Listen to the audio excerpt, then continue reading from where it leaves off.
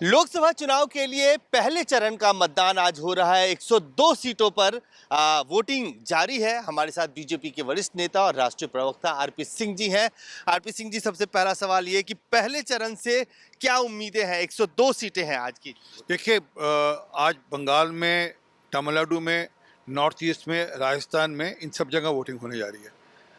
हम यहाँ पर बहुत अच्छे मार्जिन से, राजस्थान बिल्कुल एक तरफा है, नॉर्थ ईस्ट पूरा एक तरफा है। तमिलनाडु में इस बार हम चमत्कार होगा, पार्टी इस बार कमाल का वहाँ पर रिजल्ट लेकर आएगी।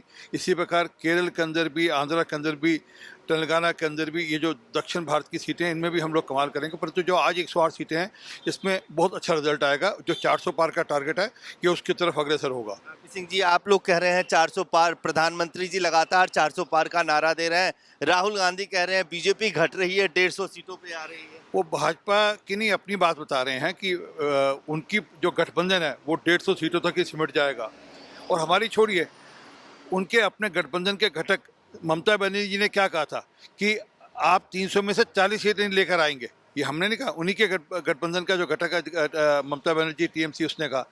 तो वह पार्टियां सारी मिलाकर भी 150 सीटें ले आएंगे तो बहुत बड़ी गिनीमत होगी। एक सवाल दिल्ली को लेके पूछूंगा। कल आपने देखा होगा कि किस तरह से ईडी ने कहा कि जानबूझ के अरविंद केजरीवाल आलू खा रहे हैं, आलू पूरी, हलवा पूरी खा रहे हैं ताकि उनका डायबिटीज का लेवल बढ़े और उनको एक मेडिकल ग्राउंड पे लीव मिल सके। देर शाम होते हुए आम आदमी पार्टी ने ये कहा कि उनको इंसुलिन नहीं दिया जा रहा है जबकि वो हाईली डायबिटिक है। देखिए, आलू पूरी, मिठाई, हलवा पूरी ये सब तो खा ही रहे हैं, आम भी खा रहे हैं, परंतु खा कब रहे हैं? आमलेट भी खा रहे हैं, अंडे भी खा रहे हैं और नवरात्रों के दिनों में खा रहे हैं। 11 तारीख का उनका जो डाइट चार्ट देख लीजिए, उसमें सुबह ब्रेकफास्ट में उन्होंने अंडे खाए हैं। तो दिखता है कि कैसी सोच है, परंतु मूल जो बात है वो ये है कि वो जानकर ये सब कर रहे हैं ताकि उनको मेडिकल बेसिस पर बेल मिल सके, मेडिकल बेल मिल सके। ये दिखाता है, ये दर्शाता है कि किस प्रकार का क्रिमिनल माइंडसेट है। इस प्रकार की चीज़ें जो क्रिमिनल, हार्डकोर क्रिमिनल होते हुए करते हैं, बाहर भी वैसी गतिविधि करते थे और अंदर भी वह क्रिमिनल माइंडसेट से काम कर रहे हैं। लेकिन आम आदमी पार्टी कह रहे हैं उनकी जान को खतरा है, उनको अगर इंसुलिन नहीं दिया जाएगा। कल हमने देखा था, आप ही कह रहे थे कि जो जेल का मैनुअल है उसके हिसाब से, और जेल जो है दिल्ली का तिहाड़ जेल दिल्ली सरकार के अंदर आता है। देखिए, दिल्ली का जो तिहाड़ जेल की पूरी गतिविधि उनके सारे अफसर दिल्ली सरकार को रिपोर्ट करते हैं, वो जेल मैनुअल के हिसाब से चलते हैं। और दूसरा ये कि हर गतिविधि वीडियोग्राफ होती है। वह सोचे कि वो झूठ बोल देंगे, अगर इंसुलिन दी जा रही होगी, डॉक्टर जाकर इंसुलिन दे रहे होंगे तो वो भी वीडियोग्राफ हो रही होगी। ऐसा नहीं है कि वीडियोग्राफ नहीं हो रही। और जो ईडी के अधिकारी वह चिंता करेंगे कि उनको जो प्रिस्क्राइब्ड चीज़ें हैं उनको मिले, परंतु जो खाना है वह उनका घर से आता है। अगर आम आ रहा है तो घर से आ रहा है, चाय में चीनी ज़्यादा जा रही है तो उनके घर से जा रही है, खाने के साथ मिठाई आ रही तो घर से आ रही है। और एक घर से खाने के नाम पर ये सब कुछ हो रहा है ताकि वे किसी भी तरीके से मेडिकल बेल ग्रांट ले सकें। और अगर आप उनके जो इंसुलिन लेवल हैं अगर वो चेक करेंगे, वो तभी बढ़ रहे हैं जब वो आम और मिठाई खा रहे हैं। एक आखिरी सवाल पंजाब को लेकर पूछूंगा। पंजाब में आम आदमी पार्टी के भगवंत मान कह रहे हैं 13-0। सुखबीर बादल ने कहा है कि अगर कोई सिखों को, सिख धर्म को और इन सब चीज़ों का कोई रक्षा कर सकता है तो अकाली दल है, जो पंथिक है, वहाँ पे लोगों को बंटना नहीं चाहिए।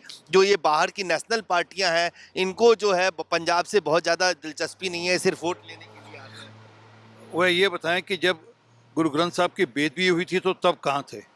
तब इन्होंने वादे किए थे कि हम एक्शन लेंगे, हम सीबीआई इंक्वायरियाँ कराएंगे। और बाद में जो रिपोर्ट्स आई उसके अंदर तो इशारा इन्हीं की तरफ था, इन्हीं की तरफ इंगित करती थी रिपोर्ट। तो कितना सिखों के हितकारी हैं ये ध्यान में है। परंतु आज देश में सिखों को लेकर किसी ने चिंता की तो प्रधानमंत्री मोदी जी ने की। अगर करतारपुर का कॉरिडोर खोला तो प्रधानमंत्री ने खोला। बाल दिवस मनाना शुरू हुआ देश भर में, नहीं दुनिया भर में, तो छोटे साहबजादों की शहादत पर जो मनाया गया वह मोदी जी के चलते हुआ। अगर जीएसटी हटाया गया हरमंदिर साहब के लंगर के ऊपर तो मोदी जी के कहने पर हटाया गया। तो लगातार निरंतर सिखों के इशू पे मोदी जी काम करते हैं। आज दुनिया के अंदर, हर देश के अंदर गुरु नानक देव जी का गुरुपर्व मनाया गया और हर जो हमारे जो वहाँ पर ऑफिसेज हैं, जो भारत के जो वहाँ पर एम्बेसीज हैं, वहाँ अगर मनाया गया तो मोदी जी के नेतृत्व में मनाया गया। और हर गवर्नर हाउस में मनाया गया तो मोदी जी के नेतृत्व में मनाया गया। तो दिखता है कि सिखों को लेकर किसकी कितनी श्रद्धा है। धन्यवाद। आरपी सिंह जी, आज पहले चरण का मतदान हो रहा है, वोट डाले जा रहे हैं और इस सब के बीच एक बार फिर बीजेपी का वही दावा है 400 पार और जो प्रधानमंत्री ने कहा है कि इस बार 400 पार बीजेपी सीटें जीतेगी, उस तरफ अग्रसर होते हुए।